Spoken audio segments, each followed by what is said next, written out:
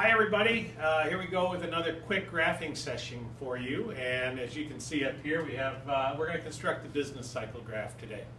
Business cycle graph is really one of the first graphs we draw in the section on macroeconomics, and it really is a measure of economic activity over time, and we're going to see that over time macroeconomies go through what are called business cycles.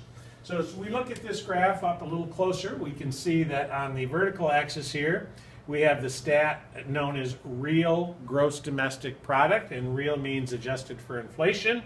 You'll learn all about that definition and what it really means over time, but it's really the total amount of goods and services produced in the country in a year in a currency value.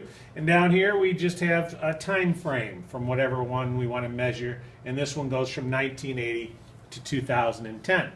Macroeconomies and macro governments, by the way, they calculate this statistic and we can plot its trends over time. In most economies, we're going to see that over time, real GDP is going to go up as more countries produce more and more products, as their populations grow, etc. So we're going to just make up sort of some hypothetical situations here. In 1980, we're going to say our real GDP began here. What we'll see is over the decade, you'll have little fits and starts, but it's trending upwards, and then things will keep going up, and then once in a while we have a real strong dip, but then back up again, and then some serious things like the Great Recession in 2008, fits and starts, and back again. So you can see that over time, if you average that out, real GDP is going up, but you certainly do have increases and decreases. And there's four stages of the business cycle, if you will. And we start with an expansion, so that's when real GDP is increasing. And here's an example of an expansion. And then it reaches its peak.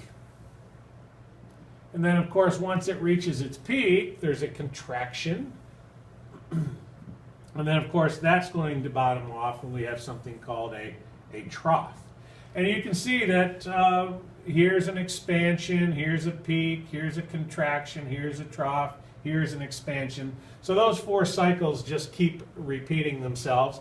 And sometimes you have some pretty serious contractions, and those could be called recessions or depressions. You'll learn more about those as we go. But I just want to introduce this business cycle graph to you, and it's one that you will have to be able to construct. Hope it helped.